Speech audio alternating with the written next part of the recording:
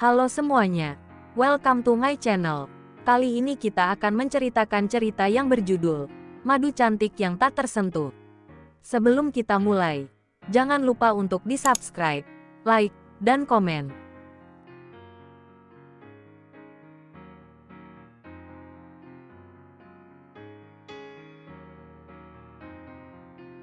Episode 28, Dasar Kekuranganku. Raffin menatap penuh penyesalan melihat pemandangan di halaman belakang rumah itu. Ia tentu saja mendengar semua perbincangan Belva dengan seorang pria yang tak lain adalah Tigor. Hatinya merasakan sebuah desiran yang aneh. Rasanya bercampur aduk antara bersalah, sedih juga cemburu. Mungkin rasa cemburu itu hadir karena semestinya Belva lebih dekat dengan dirinya ketimbang pria lain. Namun, apa boleh buat?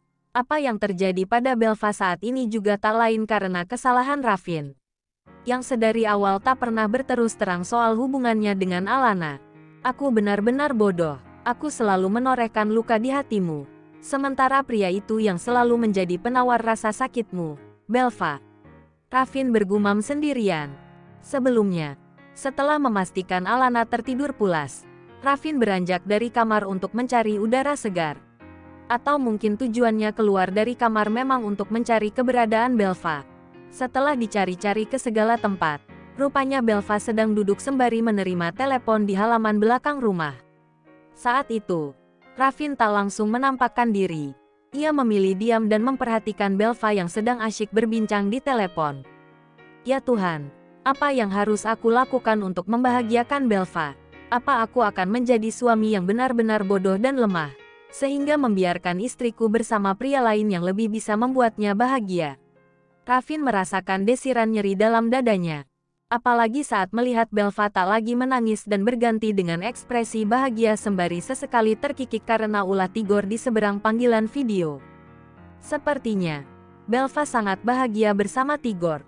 Raffin berbalik badan, meninggalkan tempat itu.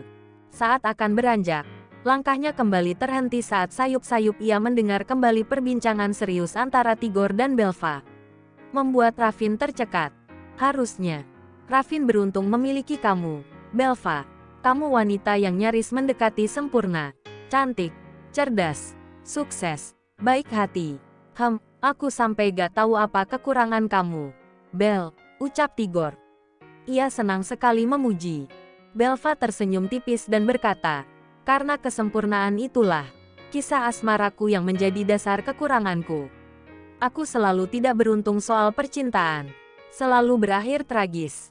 Raffin menelan ludah dengan berat mendengarnya. Aku kawin lari, bercerai saat usia pernikahan baru beberapa jam, kemudian ditinggal mati. Lalu sekarang terpaksa menikah dengan pria yang sudah beristri, tapi ternyata pria itu pun berbohong pada keluarganya. Sampai-sampai sandiwaraku harus double. Berpura-pura menjadi istri yang baik dan bahagia, lalu berpura-pura seolah pernikahan Raffin dan Alana tidak pernah terjadi jika sedang berhadapan dengan keluargaku. Belva terkekeh mengingat nasib buruknya. Percayalah, Tigor, ini sangat melelahkan. Kalau aja aku punya kekuatan super, rasanya aku mau menghilang aja deh. Ditelan bumi misalnya atau pindah planet sekalian. Rasanya capek tinggal di bumi, sambung Alana. Tigor hanya tersenyum hangat mendengar keluh kesah wanita itu. Mau ke planet mana? Aku ikut sama kamu, balas Tigor, membuat Belva terkekeh. Andaikan aku punya kekuatan untuk bisa terbang atau menghilang, seperti pangeran atau kesatria yang ada dalam laga kolosal, rasanya saat ini juga aku ingin menemuimu dan membawamu pergi dari penjara emas itu. Membawamu ke istanaku, dan menikahimu. Kamu akan menjadi permaisuriku, lalu kita hidup bahagia, ujar Tigor, yang tengah berhayal. Belva terkekeh geli, Tigor memang selalu bisa mengimbanginya. Hayalan kamu jauh juga ya, Tigor, komentar Belva. Meski sudah berusia matang, Tigor terkadang bersikap seperti ABG. Tetapi itu ia tunjukkan hanya pada Belva. Mereka saling bersenda gurau hingga waktu sudah menunjukkan pukul 3 dini hari. Belva sudah tak lagi bersedih. Tigor selalu ada untuknya suka maupun duka, menghapus luka yang tengah menganga di hati Belva. Sementara Raffin sedari tadi hanya bisa mengepalkan tangan. Hatinya semakin perih setiap kali melihat Belva tersenyum dan tertawa. Merasa iri pada Tigor yang telah berhasil menghibur Belva saat ini. Ravin teringat, dulu sewaktu ia dan Belva kecil, ia yang selalu ada untuk wanita itu, menghibur dan bersenda gurau. Tetapi waktu terus berputar, keadaan terus berubah, sampai pada titik mereka berpisah dan menjalani kehidupan masing-masing. Dulu aku yang menjadi tempatmu berkeluh kesah, Belva. Dulu aku yang menghapus air matamu. Sekarang justru aku yang membuatmu menangis. Sekarang aku yang membuat kamu terpuruk. Sedangkan yang menghapus air mata dan menghiburmu saat ini sudah bukan aku lagi, tapi pria lain, ucap Ravin dengan mata yang berembun. Bel, pagi ini kita kan mau ada meeting sama klien besar. Kamu tidak mau istirahat walau sebentar, kata Tigor setelah cukup lama mereka berbincang. Aku udah gak ngantuk, udah seger lagi, sahut Belva. Tapi, apa kamu gak kelelahan nantinya? Tanya Tigor lagi. Kan ada kamu, kalau aku absen meeting, kamu pasti punya sejuta jurus untuk menaklukkan klien-klienku. Yang tadinya mereka marah, malah jadi semakin senang bekerja sama dengan kita. Iya kan? Belva tertawa kecil. Tigor menghela napas perlahan, ada senyuman manis terukir di wajahnya. Iya juga sih, tapi kalau kamu absen, hari ini kita gak bisa ketemu, dong. Protes Tigor. Emang kenapa? Tanya Belva. Aku kangen kamu, goda Tigor. Membuat Belva mengernyit. Ih, apaan sih? Setiap hari juga pasti ketemu, kok? Belva menimpali. Iya tapi kan 2 minggu lagi kamu mau on the way ke Medan. Handle project di sana selama 6 bulan. Dan selama itu juga kita tidak bertemu. Kebayang gimana rindunya aku nanti. Seru Tigor. Kan masih banyak waktu buat kita.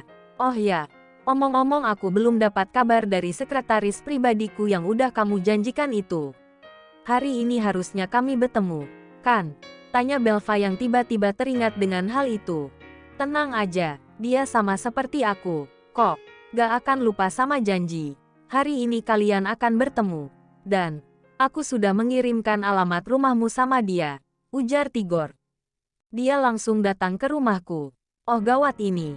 Kalau dia datang sebelum Oma Tara pergi gimana? Belva mendadak resah. Loh, emangnya kenapa? Tanya Tigor. Oma Tara trauma kalau lihat aku sama cowok lain. Takut kayak waktu aku sama Araf. Belva berujar resah. Kok bisa? Maksudnya gimana? Tigor terheran. Intinya omaku itu gak suka lihat aku sama laki-laki lain. Takut dikira ada apa-apa. Tahu kamu jadi manajer aku aja. Dia selalu diam dan jutek. Jelas gak sukanya. Terus sekarang kamu carikan aku sekretaris yang laki-laki juga kan pasti, ujar Belva. Tigor terkekeh di seberang panggilan. Untungnya aku hanya manajer bukan sekretaris pribadimu yang akan ikut kemanapun kamu pergi dan berpotensi ketemu sama omamu yang galak itu. Hahaha. Ih, kok kamu ketawa sih? Ngeselin banget. Jadi kamu mau ngorbanin sekretaris aku nanti buat kena omelan oma, kata Belva. Bisa dibilang begitu, canda Tigor. Nyebelin deh kamu. Belva menggerutu. Jadi kasihan aku sama sekretarisku itu. Pokoknya kamu tunggu aja nanti. Yang penting sih aku udah berusaha semaksimal mungkin mencarikan kamu sekretaris pribadi dan sesuai dengan kriteria pilihanmu.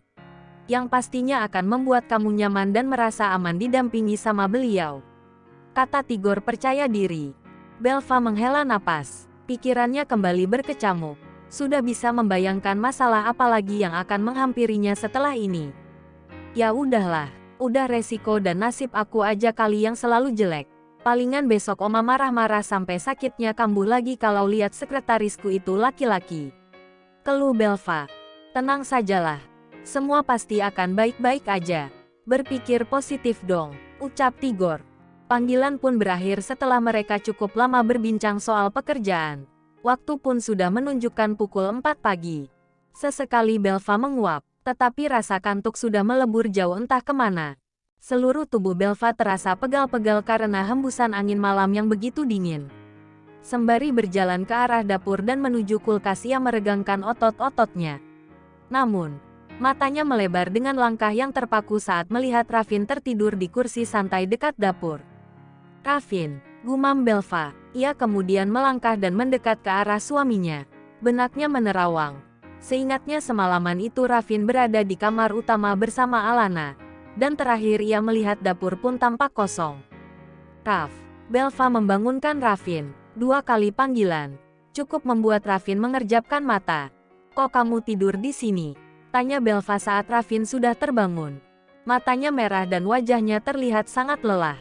Oh, aku emang tidur di sini dari semalam. Sahut Raffin sembari menguap. Belva melirik ke arah jam dinding yang sudah menunjukkan pukul 4:15. Dari semalam, dari jam berapa kamu di sini? Belva mendadak gugup. Raffin menerawang ingatan, kemudian menjawab, dari jam 12:30 kayaknya. Belva melebarkan mata, ia teringat. Saat jam itu ia keluar dari kamar utama sembari membanting pintu karena perdebatannya dengan Alana. Setelahnya ia duduk di kursi teras belakang, menangis, menggerutu, hingga terakhir ia menghabiskan malam dengan berbincang-bincang bersama Tigor. Kamu serius? Tanya Belva pelan. Raffin mengangkat alis dan mengangguk. Sementara Belva mendadak gugup sekali. Kalau Raffin di jam yang sama ada di ruangan ini, otomatis ia pasti bisa mendengar seluruh percakapan Belva dengan Tigor dari tempat ini. Berarti kamu, Belva tercekat.